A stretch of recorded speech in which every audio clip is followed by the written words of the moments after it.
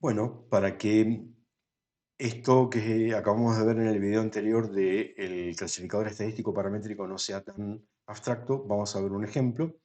Supongamos que me piden que desarrolle un brazo robótico basado en visión para separar frutas que discurren por una cinta transportadora.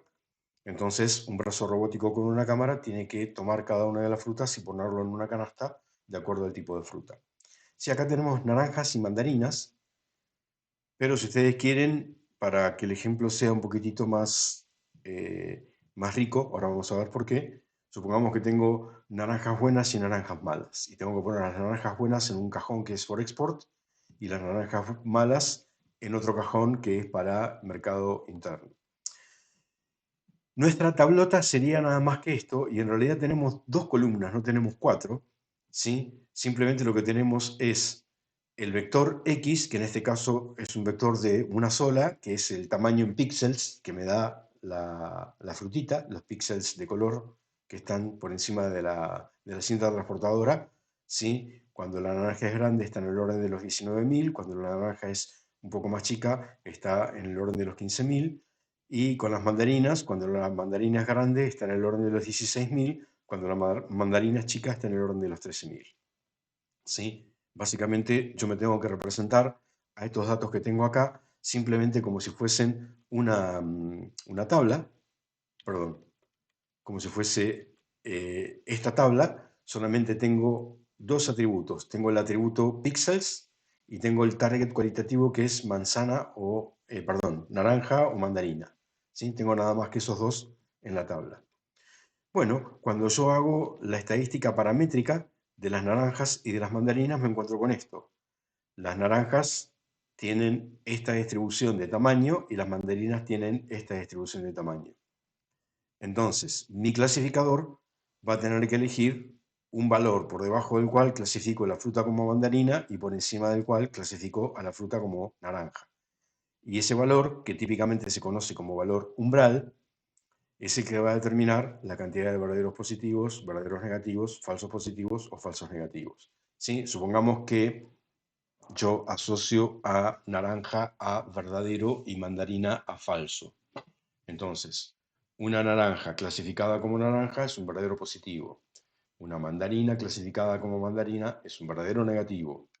Una naranja clasificada como mandarina es un falso negativo y una naranja clasificada como mandarina es un falso positivo. Perdón. Una naranja clasificada como mandarina es un falso negativo y una mandarina clasificada como naranja es un falso positivo. ¿Sí? Lo que yo creo que es naranja es porque creo que es positivo y si me equivoco es un falso positivo. Lo que yo creo que es mandarina es un negativo y si me equivoco es un falso negativo. Bueno, esto está sacado de Wikipedia de hace unos meses y ya está desactualizado porque si entran al link de Wikipedia van a ver que hay más cositas todavía.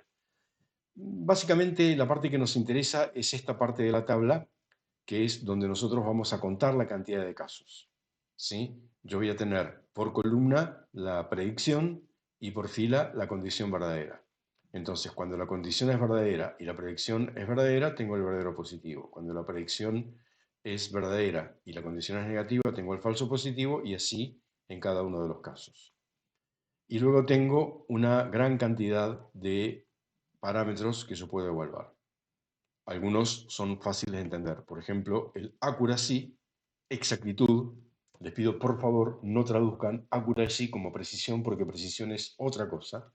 ¿Sí? El accuracy, la exactitud, es la sumatoria de la diagonal principal sobre todos los valores. ¿Sí? Supongamos que yo tengo 100 naranjas sin mandarinas y tengo un clasificador que elige al azar, tira la moneda. Entonces, la probabilidad de decir positivo va a ser 50%, la probabilidad de predecir negativo va a ser 50%, por lo tanto, como tengo 50 y 50, 25 van a venir acá, 25 van a venir acá, 25 acá y 25 acá. Voy a tener 25 casos en cada una de las cuatro celdas al tener 100 distribuidos acá 50 y 50 y al tener acá algo 50 y 50. En ese caso la exactitud va a ser 25 más 25 sobre 100, o sea 0.5. ¿sí? 0,5 es la probabilidad de tirar la moneda. Bueno, vamos a ver que hay varios eh, estimadores que son muy utilizados, son tremendamente utilizados. Hay uno que es muy utilizado que se llama sensibilidad o recall. El término correcto es la tasa de verdaderos positivos, que básicamente es el contenido de esta celda sobre la suma de esta fila. O sea, cuántos de los positivos fueron clasificados como verdaderos positivos. Obviamente existe un dual, que es la especificidad o la tasa de verdaderos negativos, que, como ustedes imaginan, es esta celda sobre esta fila. O sea, cuántos de los negativos fueron clasificados como verdaderos negativos. Estos dos son interesantes porque claramente están en pugna, ¿sí? Cuando yo tengo un clasificador muy sensible, muy crédulo, ante la duda mi es un positivo y por lo tanto va a tener una alta tasa de verdaderos positivos y por lo tanto su sensibilidad va a ser muy alta y yo voy a creer que estoy con algo bueno. La especificidad, al contrario, es un clasificador escéptico, es muy restrictivo, ¿sí? Tiene que estar totalmente seguro de que el caso es positivo para determinarlo positivo, ante la duda de decir es negativo. Es un amargo, ¿no? Entonces, ahí yo lo que voy a tener es un umbral muy restrictivo, un umbral muy alto, ¿sí? Entonces, si yo tengo un clasificador muy sensible, no va a ser muy específico y por lo tanto la bondad de mi clasificador va a ser su punto de equilibrio entre la sensibilidad y la especificidad. Luego voy a tener otros, ¿sí? Como ustedes ven acá hay varios. Probablemente si tuviéramos que tomar uno más de toda esta cantidad de indicadores de calidad de modelo, tomaríamos la precisión, que es el valor de la predicción positiva, ¿sí? El valor de la predicción positiva es cuántas de las predicciones positivas fueron realmente positivas, verdaderos positivos. O sea, es esta celda sobre esta columna, ¿sí? Y bueno, luego vamos a ver que en general em, yo tengo este tipo de pugnas entre los diferentes clasificadores, porque un clasificador muy sensible va a tener una precisión muy alta, pero va a tener una especificidad muy baja. Entonces es muy común que yo tenga de alguna manera un indicador que trabaje con dos al mismo tiempo, ¿sí? Vamos a encontrarnos que se trabaja con sensibilidad y especificidad o con sensibilidad y precisión. En general no se toman estimadores de calidad combinados que utilicen los verdaderos negativos, porque en general los verdaderos negativos mucho no importan. Uno podría pensar, para entender la razón por la cual en la comunidad no se le presta atención a los verdaderos negativos, uno podría pensar, por ejemplo, yo tengo una cámara de seguridad en la bóveda de un banco y lo que quiero hacer es un detector de intrusiones. Bueno, la cámara está tomando 30 frames por segundo, 24/7, o sea, todo el día. O sea, la cantidad de frames que tengo es de algunos casi 100.000 por día, 72.000 por día o algo por el estilo. Las intrusiones pueden ocurrir muy cada tanto y van a ser de un minuto o algo por el estilo, entonces verdaderos positivos van a ser muy pocos. Entonces, un clasificador que siempre diga no hubo una intrusión, o sea, simplemente un clasificador muy escéptico, y va a tener muy buenos indicadores, va a tener muy buena precisión, va a tener muy buena exactitud, va a tener muy buena especificidad, probablemente no vaya a ser muy sensible, pero bueno, me voy a encontrar con ese tipo de situación. Por eso es que en general nos vamos a encontrar con que no se quieren eh, estimadores de calidad combinados que utilicen verdaderos positivos. Yo les comento dos que se usan mucho. Uno es la medida F, que es la media armónica entre la precisión y la sensibilidad, es 2 por la precisión por la sensibilidad o recall sobre la suma de ambas. Y el otro es el índice Jacquard o intersección sobre unión, o sea, los verdaderos positivos sobre la suma de verdaderos positivos más falsos negativos más falsos positivos. ¿sí? Verdaderos negativos y falsos positivos son condición positiva, y verdaderos positivos y falsos positivos son detección positiva, ¿sí? Cuando los dos coinciden, tengo el mejor clasificador. A medida que los dos se van desenfocando el uno del otro, empiezo a perder calidad. Estos dos son los que se utilizan mayormente a la hora de evaluar la calidad de un modelo. ¿Por qué distinguir exactitud, accuracy y precisión? Por varias razones. Yo acá les digo que son opuestos a estimadores paramétricos, ¿sí? Si yo represento lo que estamos tratando de visualizar con este gráfico, si yo tengo un clasificador que tiene muy alta precisión y muy alta exactitud, yo tengo un clasificador que consistentemente da en el blanco. Si el clasificador sigue siendo preciso, pero pierde exactitud, el clasificador sigue siendo consistente, pero está corrido del blanco, ¿sí? Tiene un sesgo, ¿sí? Este sesgo lo hace inexacto, aunque es preciso, porque es consistente, o sea, comete siempre un mismo error, está siempre sesgado, pero su sesgo es siempre el mismo. Si, en cambio, el clasificador sigue siendo exacto, pero pierde precisión, en la media los disparos siguen estando bien apuntados, pero tienen una dispersión, tienen una variancia, ¿sí? Esto es algo que va a ser importante porque va a ser importante entender el equilibrio entre sesgo y variancia de un clasificador y la relación que tiene con el sobreajuste y el subajuste en el momento en el cual estoy entrenando. Así que esta filmina y esto que estoy diciendo, recuérdenlo cuando veamos sesgo y variancia porque es importante. Y finalmente, si el clasificador no es ni exacto ni preciso, está corrido de la media, está sesgado y a su vez no tiene consistencia en cada una de sus predicciones.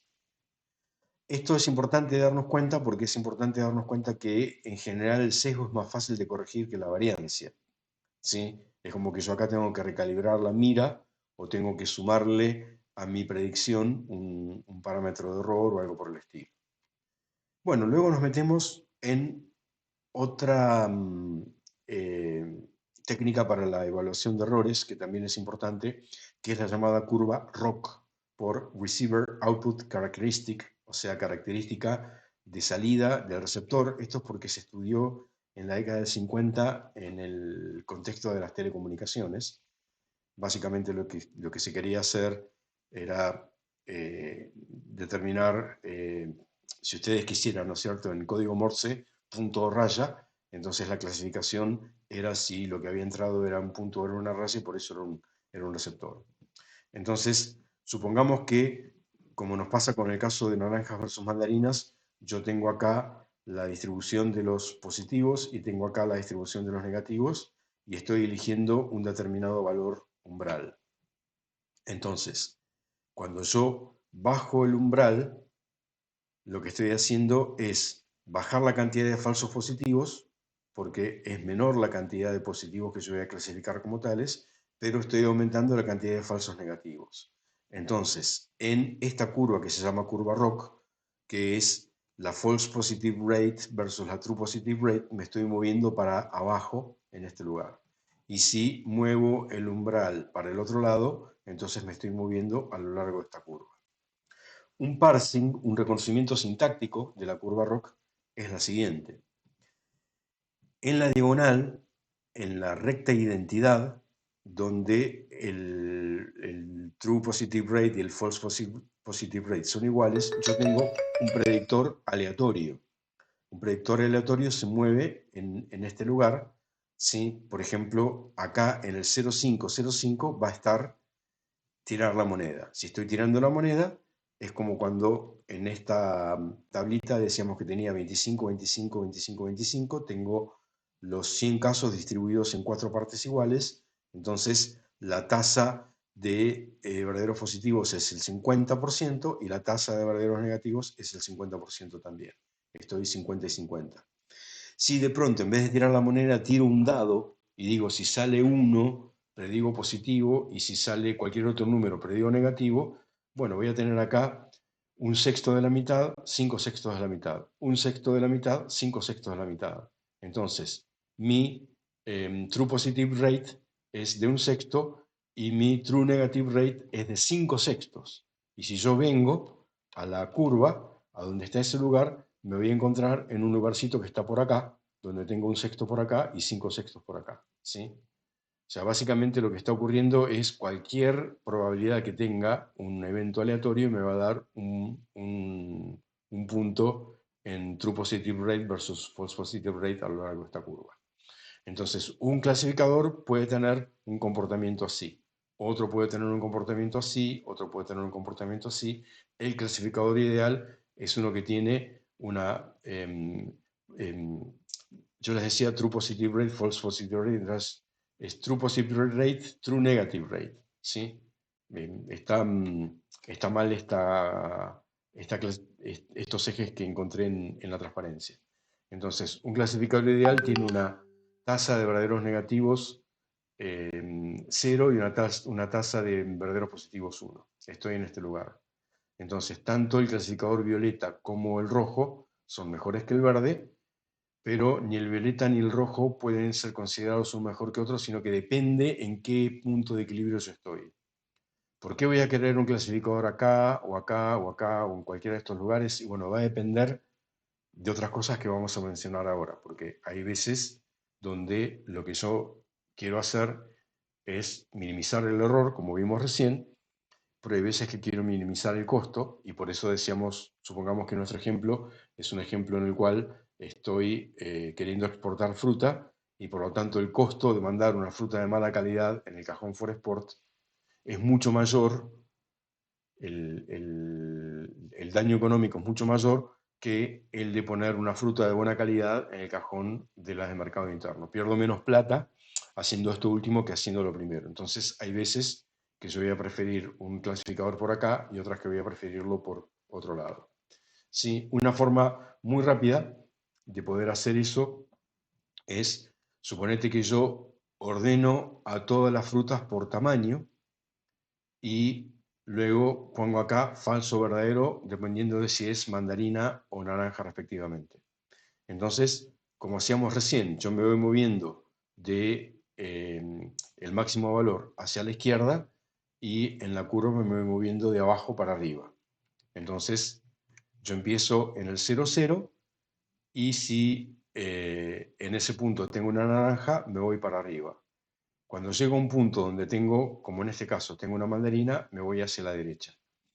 Yo cada uno de estos saltitos lo voy a dividir a la unidad por la cantidad de verdaderos o por la cantidad de falsos que tengo, ¿sí? Si tengo, por ejemplo, en este caso, 8 verdaderos, entonces 8 falsos, cada falso se va a mover un octavo de izquierda a derecha. Y si tengo 9 verdaderos, cada verdadero se va a mover un noveno de abajo para arriba.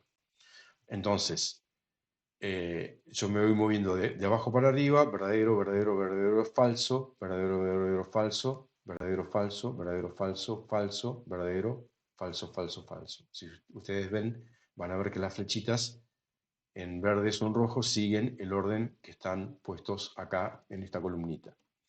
Esto lo que me dice es la cantidad ideal de umbrales que yo puedo llegar a encontrar. Entonces yo miro esta curva y digo, bueno, yo no puedo tolerar un falso positivo. Entonces tengo que poner el umbral acá, ¿sí? Voy a poner un umbral escéptico entre 68 y 82. Entonces voy a tener 1, 2, 3, 4, 5 falsos negativos y 5 falsos positivos y 4 verdaderos positivos. Mi tasa de verdaderos positivos es 4 novenos. Pero no voy a tener ningún falso positivo, entonces mi tasa de falsos positivos es 0.